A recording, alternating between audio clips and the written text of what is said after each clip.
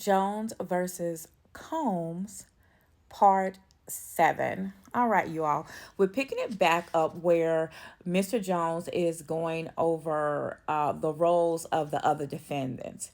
So this is talking about Christina Coram, who is Dee Dee's chief of staff.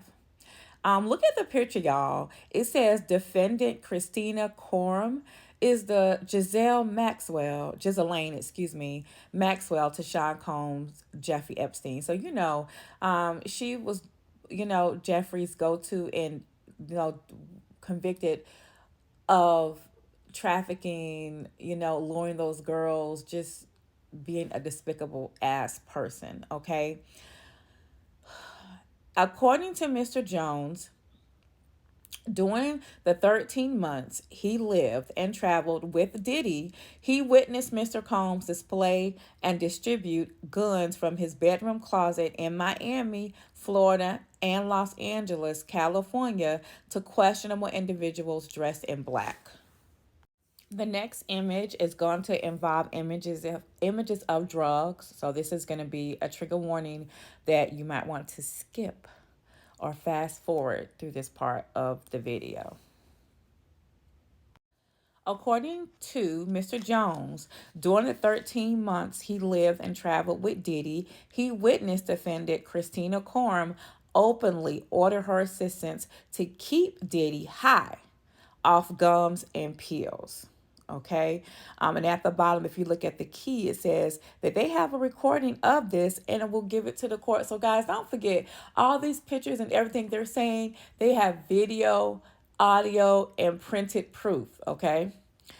Defendant Christina Coram required all employees, from the butler, the chief to the chef to the housekeepers, to walk around with a pouch or fanny pack with cocaine, GHB, ecstasy, marijuana gummies, 100 to 250 milligrams each, and Tucci, a pink drug that is a combination of ecstasy and cocaine. Do y'all hear that? So the employees of his household had to walk around with supplies of drugs ready at any moment.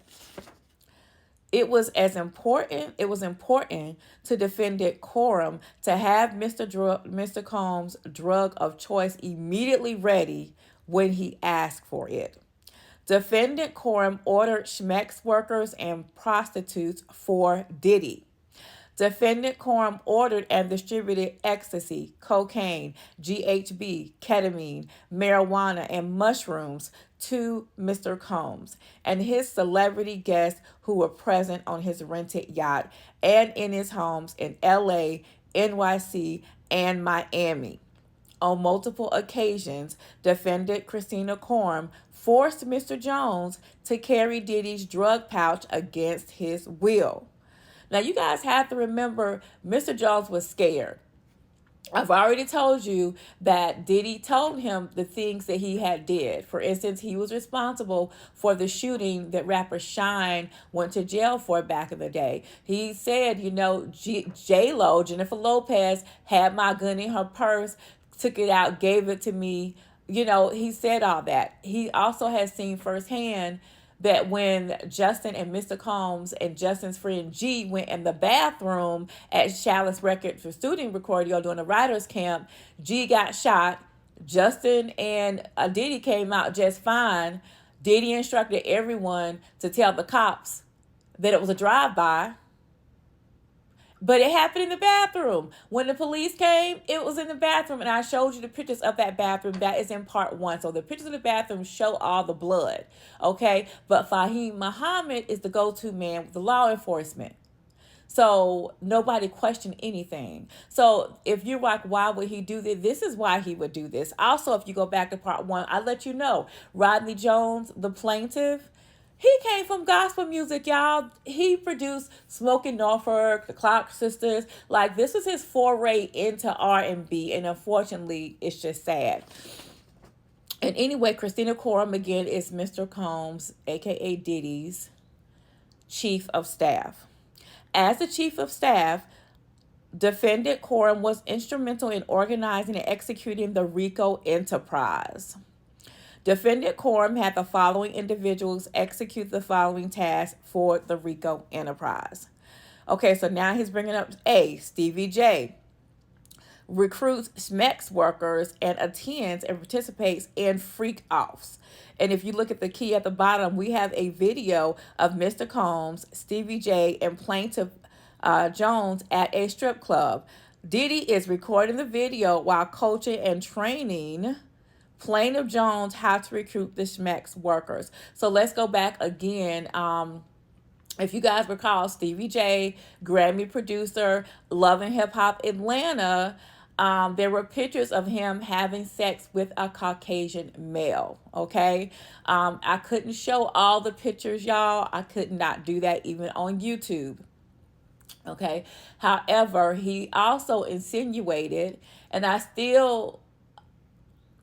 he said that Diddy said that he also had sex with and these names are redacted except for Stevie J. Stevie J's name is not redacted, okay? So the name that was redacted, they said a Philadelphia rapper who dated Nicki Minaj. Also, the name that was another one that was redacted was the R&B singer who performed at the Super Bowl and had a Las Vegas residency. And I can only think that that is Usher. And again, I'm only saying what's in these documents, y'all. I'm not saying that these things are true, but this man has audio and video proof. And also, remember I said, and he said other lawsuits are coming because artists were treated the same way and they now are going to file suit. So this is the RICO enterprise. Stevie J recruits SMEX workers and attends and participates in freak offs. Justin Combs, who is Diddy's son, solicits prostitutes, underage girls, and SMEX workers would engage in freak offs. Brendan Paul works as Mr. Combs' mule. He acquires and distributes Mr. Combs' drugs and guns. So this is the first time that I've heard of Brendan Paul. The first picture is Brandon Paul and Diddy.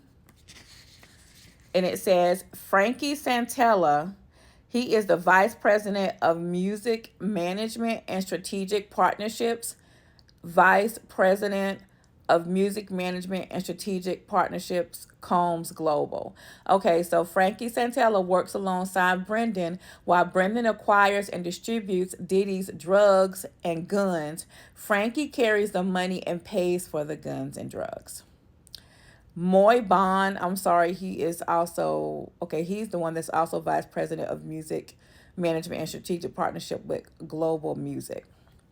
And he hires sex workers, attends, and participates in freak offs. So that's why he says, RICO enterprise, y'all. Okay, I'm going to stop part 7 right now because this is I'm going to run out of time. So let's go to part 8.